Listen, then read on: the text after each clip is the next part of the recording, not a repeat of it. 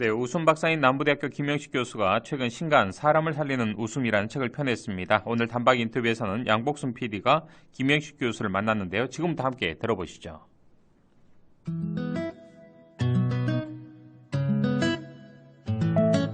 안녕하세요. 반갑습니다. 대한민국의 웃음의 씨를 뿌리고 그 꽃을 피워가는 남자, 대한민국 웃음 박사 김영식입니다. 반갑습니다. 네, 박사님. 반갑습니다. 예, 안녕하세요. 네, 안녕하세요. 교수님 웃음소리는 언제나 사람들을 건강하게 하는 것 같습니다. 저도 같이 따라서 웃게 되는데요. 예, 감사합니다. 예. 코로나19에 우리 사회에서 좀 이제 웃음이 많이 사라진 것 같습니다. 웃음 박사인 교수님이 보시기에 어떤가요? 네, 정말 요즘에는 가장 그 웃음이 사라지는 큰 그 원인 중에 하나가 사회적 거리두기죠. 그리고 마스크를 쓰는 생활을 하기 때문에 사람과 사람이 거리가 있고 또 웃지 못하는 얼굴의 표정을 서로 볼 수가 없어서 정말 안타깝지만 많은 분들이 웃음이 너무 많이 사라진 그런 느낌을 볼 수가 있습니다. 참 안타깝죠. 네. 최근 신간 사람을 살리는 웃음을 출판하셨는데요. 왜 웃음이 사람을 살린다고 보십니까? 네. 우리가 그 살아있다는 것은 첫 번째로는 따뜻하다는 것을 의미한다고 봅니다. 우리가 약이라는 한자를 봤을 때 풀초자에 즐거울 낙자의 그 두 글자가 합쳐진 건데, 즐거울 낙자라는 한자를 보면 가운데 흰백자가 있어요. 그 흰백자가 의미하는 것은 태양을 의미하는데 그거는 따뜻함을 의미하거든요. 우리가 즐거울 때 따뜻하죠. 감사할 때 따뜻하죠. 기쁠 때 따뜻하죠. 그래서 우리가 살아있다는 것은 바로 이 따뜻함을 의미하거든요. 그래서 우리 인간이 이 웃을 수 있을 때 가장 따뜻한 것 같아요. 그래서 지금 현대인들이 웃음을 많이 잃어버리고 하는 이런 그 삶을 사는데, 제가 이번에 신간을 냈던 사람을 살리는 웃음이라는 이 제목에서 말하듯이 이 사람이 웃을 수만 있다면 저는 많은 생명을 살릴 수 있다라고 하는 어떤 확신, 자신감, 이런 그 제가 세상에 던지고 싶은 메시지를 이번 책에 담았다고 생각합니다. 네, 이 책을 보면 코로나19 등으로 좀 이제 상처받은 많은 현대인들의 마음이 치유될 수 있다고 보십니까? 네, 그렇죠. 제가 그전에는 정말 많은 사람들을 직접 대면을 할 수 있었습니다. 직접 만나서 함께 웃고 박수치고 공감하고 이러한 그 강의들을 참 많이 했었는데, 이게 이제 사회적 거리두기가 생활화되다 보니까 또한 우리가 사회적 거리두기를 하면서 비대면 사회로 전환이 돼 버렸습니다. 그러다 보니까 많은 분들이 우울증이 굉장히 늘었어요. 삶이 우울해지다 보니까 마음도 어두워지고 또 사람이 사람을 만나려고 하지 않는 그런 어떤 삶의 패턴들이 이어지다 보니까 2년 정도의 우리 생활 속에서 자연스럽게 멀어지게 됐고 또 마음이 우울해지고, 이런 마음들을 치유할 수 있는 제가 던지려고 하는 메시지를 이 책에 그때그때 생각나는 대로 담아서 제가 책을 출판을 하게 됐습니다. 그런데 어떻게 이 작업을 하신 겁니까? 네. 일단은 학생들을 만날 수 없었고요. 예. 또 우리 많은 국민들을 만날 수 없었기 때문에 저 또한 동굴 속에서 칩거하는 그런 느낌으로 내 자신을 치유할 수 있는 방법이 뭘까?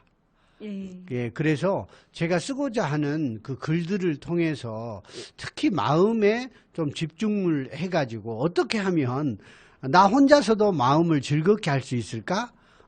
혼자서도 어떻게 웃을 수 있을까? 그래서 혼자 그냥 박수를 안 치고 웃는 방법은 뭘까? 그래서 제가 또 개발했던 게 코로나 웃음법이라는 웃음법을 개발을 했어요. 그래서 박수를 치지 않고 이렇게 엇갈리면서 또 소리를 내지 않고 이렇게 예. 한 15초 정도 웃다 보니까 기분이 좋아지는 거예요. 아. 이거를 예. 영상을 만들어 보자. 예. 그래서 유튜브 그 영상을 만들어 가지고 많은 분들에게 보내드렸어요. 예. 여러분 소리 내지 않고도 코로나 시대에 웃을 수 있습니다. 그래서 예. 혼자 이렇게 막 웃었더니 예. 사람들이 그거를 보고 정말 재밌다. 이런 느낌도 많이 보여주시고 지금은 이제 일상적으로 학생들한테도 수업할 때도 예. 이 웃음법을 했더니 학생들이 너무 의외인 거예요. 아, 교수님이 예. 막 옛날에는 하하하하 이렇게 웃으라고만 했는데 소리 없이도 웃을 수 있구나. 예. 그런데 정말 놀라운 게 있습니다. 소리 없이도 웃었는데 너무 기분이 좋아지는 거예요. 그게 바로 웃음의 마법입니다. 그렇습니다. 예. 웃음이야말로 생명을 살리는 이제 매우 중요한 삶의 방식이다라고 또 말씀하고 계신데요. 어떤 의미에서 이런 말씀을 하신 겁니까? 네, 우리 살아가는 속에서 보면 아이들은 하루에 뭐 100번, 200번 수시로 많이 웃는다고 하잖아요. 예. 그런데 성인이 되면서 사회적 관계 속에서 웃음이 점점 사라집니다. 이렇다 보니까 삶의 방식들이 비대면 또 사회적 거리두기로 전환이 되면서 더욱더 성인들은 웃을 일이 없어지고 예. 또한 거기에 따라서 웃지 못해서 생기는 그 질환들을 보면 한국인들의 사망률 1위가 암이에요. 예. 2위가 뇌혈관계 질환, 3위가 심혈관계 질환, 기타 자살, 여러 가지 질환들이 있어요. 근데 이런 환자들을 제가 치유하면서 느꼈던 것이 뭐였냐면 내 삶의 방식. 그러니까 내가 웃을 일이 없어서 안 웃는 게 아니고 예. 하루에도 내가 시간을 정해놓고 알람을 정해놓고 그 알람 시간이 되면 그냥 이렇게 웃어보는 습관을 예. 들여본다면 얼마나 좋을까. 이렇게 하다 보니까 삶의 방식 속에서도 내가 충분히 예. 웃음을 통해서 많은 생명을 살릴 수가 있고 또 우리 인간과 인간 사이가 더 따뜻해질 수 있을 거라는 생각을 많이 했죠. 네. 생활 속의 소소한 이야기들로 이제 신체와 정신 건강에 영향을 주는 웃음의 중요성도 강조를 하고 계신데요. 이런 소소한 일상과 웃음이 왜 중요하다고 보십니까? 최근에 그 행복의 화두가 그 소확행이라고 하지 않습니까? 예. 소소한 일상 속에서 행복을 찾는 거죠. 그러니까 예전처럼 멀리 여행을 갈 수 없으니까 예. 우리 동네 주변 곳곳을 한번 돌아다녀 보는 거죠. 여기에는 예전에 없던 꽃이 피었구나. 여기 집 대문이 색깔이 바뀌었네. 이 동네 아저씨, 우리 동네 아저씨 어떤 분은 참 잘 웃더라. 예. 그러면서 이 가까이에 있는 사람들과 또는 내 가까이에 있는 생활 속의 환경들을 보면서 행복을 찾아야 되겠다. 그래서 이제는 멀리 가서 또는 어떤 큰 것에서 행복을 찾을 것이 아니라 작은 일상. 내가 빨래를 했는데 그 빨래를 하고 나서의 느낌이 너무 좋아. 또 커피 한 잔을 끓였는데 그 향기가 너무 좋아. 아내가 된장국을 끓였는데 이 향이 너무 좋아. 또 아이들과 행복해지죠. 모처럼 둘러앉아서 밥을 먹었는데 우리가 언제 이렇게 밥을 먹었었지? 이런 소소한 것들 속에서 기쁨을 찾는다면 그것이 우리 삶 속에서 찾을 수 있는 좋은 웃음법이라고 저는 생각을 합니다. 네. 교수님은 이제 웃음 박사로 다양한 활동을 하고 계신데요. 가장 기억에 남는 에피소드가 있다라면 어떤 건가요? 저는 정말 많은 환자분들이나 환우분들을 만나게 됐었어요. 그 중에 제가 학교에 있다 보니까 정말 우울감이 심해진 어떤 학생이 정말 마지막 극단적인 선택을 하기 전에 생각을 한 거예요. 수업 시간에 교수님의 웃음소리가 너무 좋았던 거죠. 그래서 그 학생이 내가 언제 이렇게 웃음을 잃었지? 내가 왜 이렇게 외로워졌지? 마지막 어떤 순간을 선택하기 전에 아침 6시 반에 저한테 전화가 왔어요. 그래서 제가 그 학생을 기억했기 때문에 급하게 그 학생한테 달려가서 만나서 제 연구실로 데리고 와서 1시간이 넘게 그 학생을 설득하고 또 마음을 치유해 줘가지고 그 학생이 다시 웃음을 찾고 또 과거로 돌아간 그 학생 그리고 마지막 그 학생이 졸업식 날 저에게 이렇게 손을 흔들어 줬을 때 정말 눈물이 쏟아지더라고요. 예, 너무 아, 내가 감동적이세요. 한 생명을 살렸구나. 예. 또 최근에는 그 암한우 가족이 12분인가가 봉고차를 대절을 해가지고 서울에서 저희 남부대학교까지 찾아오셨어요. 그 이유가 뭐냐면 이제 병원에서도 포기했던 그 자신의 큰언니가 마지막에 보고 싶은 사람이 누구냐고 물어봤더니 웃음 박사님이라는 거예요. 그래서 그 박사님한테 한번 그 웃음소리를 듣고 싶다. 그 영상에서 봤던 그분의 이 모습을 정말 한번 보고 싶다 해서 최근에 그 두 경우가 제가 정말 이 일을 하면서 웃음 박사로 살아가면서 가장 감동이 있었던 그런 상황 같아요. 예. 현재 교수님은 남부대 교수로도 재직을 하고 계시고요. 또 국제 웃음 요가 문화연구소 소장도 맡고 계신데요. 한국의 고유 수련 문화와 또 웃음 치료 요법 그리고 한국 웃음 요가를 이제 국내 최초로 만들어 현대 인물 사전에도 등재가 됐다고 들었는데 어떤 계기로 이런 분야에서 활동을 하게 되셨습니까? 네, 사실은 우리가 빙산의 일각이라고 하죠. 드러나 있는 30%보다 잠겨 있는 70%를 보라고 했는데 제가 이러한 그 웃음을 만들어내기까지 저 자신이 가족을 많이 잃었고 아버지 또 여동생 제 형의 죽음을 통해서 저의 슬픔 이것을 극복하기 위해서 한국 판소리도 해봤고 웃음을 연구하기도 했고 명상도 해봤고 여러 가지 해봤던 속에서 저 자신을 찾게 됐어요. 그래서 내가 이렇게 행복해졌으니까 이제 내 많은 그 눈물을 뒤로 하고 많은 사람들에게 웃음을 찾아주는 이 일을 해보자.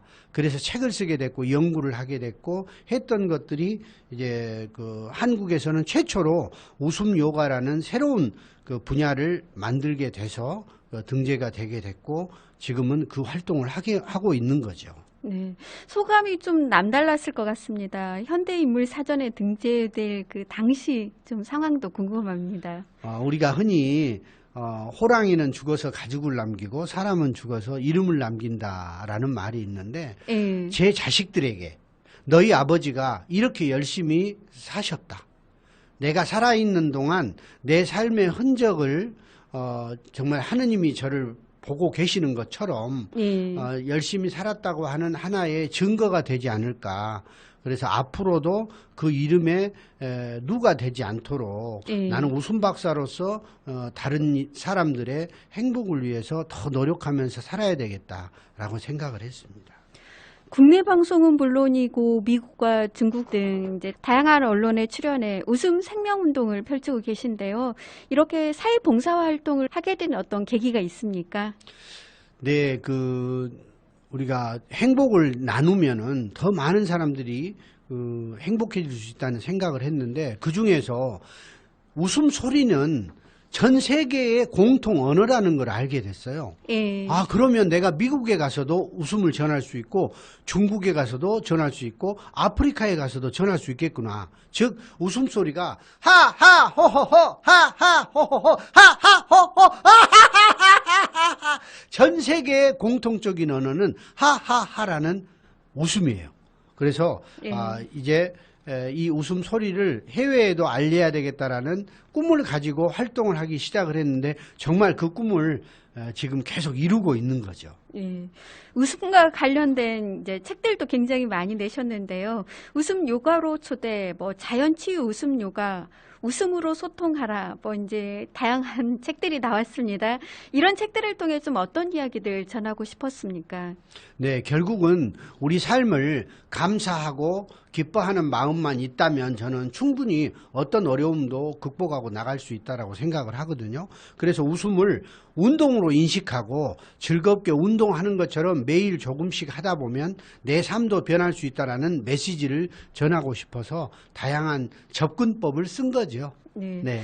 위드 코로나 시대 끝으로 좀 이제 웃음과 관련해서 우리 사회에 당부하고 싶은 것이 있다라면 한 말씀 해주시죠. 네, 이 세상은 내가 존재함으로써 세상도 존재합니다. 그래서 내가 행복함으로써 내가 웃음으로써 이 에너지가 세상을 다 밝게 할 수 있다라는 그런 희망을 가질 수 있다면 지금 위드 코로나 시대에도 나 하나의 웃음이 세상 많은 사람들에게 좋은 영향력을 줄 수 있다라고 하는 그런 생각으로 나부터 웃는 웃음 생명운동을 다 같이 하신다면 우리 대한민국이 또 세상이 더 행복해질 수 있다라고 생각을 합니다. 네, 저도 오늘부터 웃음 생명운동을 하겠습니다. 네. 네, 지금까지 웃음 박사인 남부대학교 김영수익 교수님과 함께 현대인들의 마음을 치유하는 웃음에 대해서 여러 이야기 나눠봤습니다. 교수님 감사합니다. 감사합니다. 행복하십시오.